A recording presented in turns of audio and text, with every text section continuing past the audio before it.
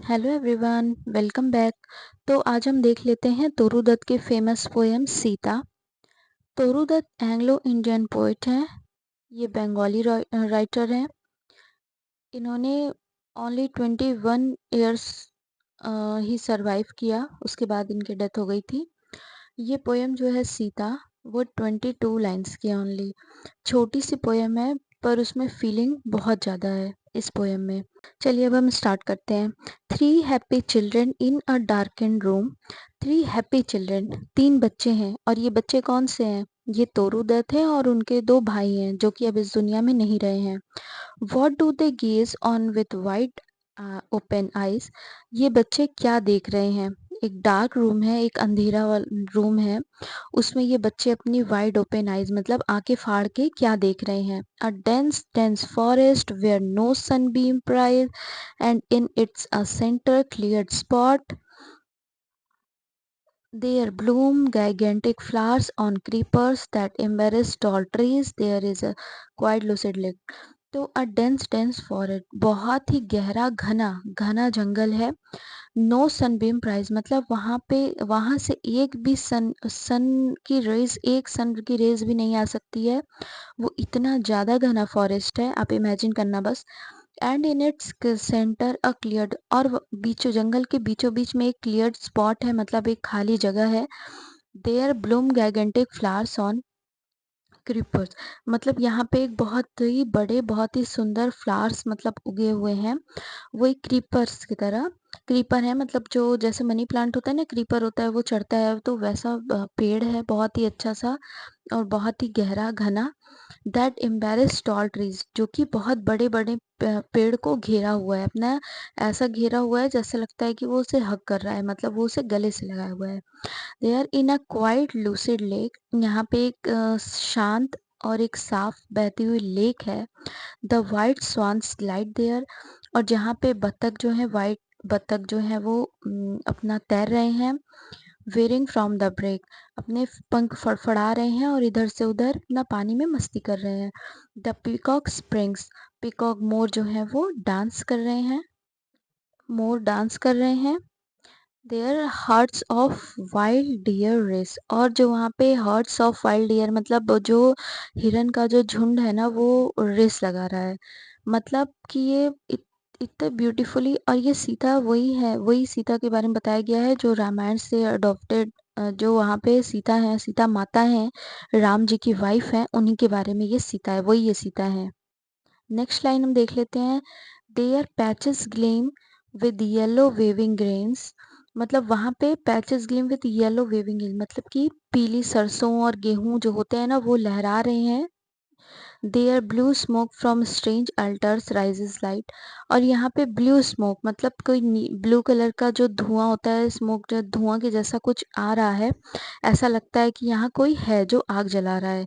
There dwells in peace the poet anchorite, मतलब यहाँ पे ये भी ऐसा भी लग रहा है कि जो पोएट होते हैं, जो कि वो यज्ञ वगैरह करते हैं, हवन करते हैं, ऋषि मुनि रहते हैं ना, वो उनका सिंबलाइज किया गया है, उनको वो लोग यज्ञ करते हैं। तो शायद वहाँ पे कुछ तो लोग हैं जो कि ये कर रहे हैं, यज्ञ कर रहे हैं, क्योंकि रामायण महाभारत उस टाइम पे, एंशियंट टाइम पे ये चीजें देखी जाती थी, यज्ञ किए जाते थे, हवन किए जाते थे। तो ये भी वही सिंबलाइज कर रहा है कि वहाँ पे मतलब ऐसा ब्लू स्मोक निकल रहा है, धुआं निकल रहा है, तो ऐसा लगता है कि वहाँ पे जरूर कोई ना कोई है। और पोएट एनकोराइट मतलब वहाँ कोई ऋषि मुनि भी हैं जो कि अपना यज्ञ वगैरह कर रहे हैं। ठीक है, नेक्स्ट है but who is this fair lady, लेकिन अब ये फेयर लेडी, इतनी सुंदर लेडी, ये कौन है? Not in when she weeps, और ये रो क्यों रही है? क्या रीजन है इसके रोने का? Follow at every tear she sheds, ये रो इसलिए रही है क्योंकि ये अपनी दुख भरी कहानी बता रही है। At every tear she sheds, जितने भी ये टीयर्स अपने शेड कर रही है, जितने इसके आंसू बह रहे हैं, tears from 3 pairs of young eyes fall amen, उतने ही आंसू उन 3 पेयर से आ रहे हैं, मतलब जो 3 बच्चे हैं जो अभी कहानी सुन रहे हैं, स्टोरी सुन रहे हैं, उन बच्चों की आंखों से भी वैसे ही सेम टीयर्स आ रहे हैं, जैसे जैसे सीता माता का दुख बताया जाता है, वो बच्चे भी रोने लगते हैं।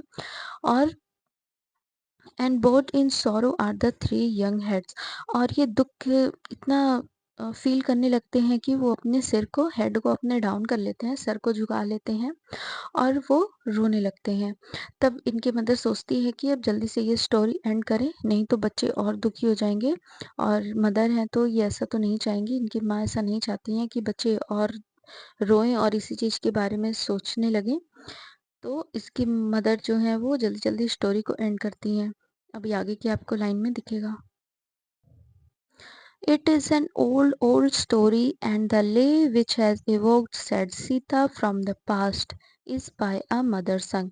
ये बहुत ही पुरानी पुरानी ही स्टोरी है। पुरानी स्टोरी इसलिए कहा गया है क्योंकि रामायण जो है कि बहुत सही में बहुत पुरानी है और हम एक सैक्रेड हिंदू ग्रंथ है, मतलब हिंदू लोगों का बहुत ही अच्छा माना जाने वाला ग्रंथ ये है।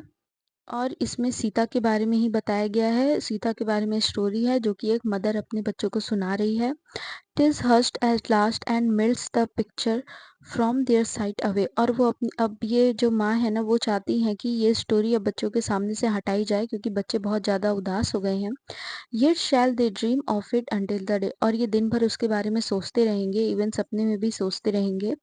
When shall those children by their mothers side gather Ah me, as erst as eventide। अब क्या होता है ना, जब ये स्टोरी एंड होने लगती है तो ये बच्चे जो हैं आके अपनी मदर के गले लगते हैं, मतलब अपनी माँ से थोड़ा प्यार करते हैं।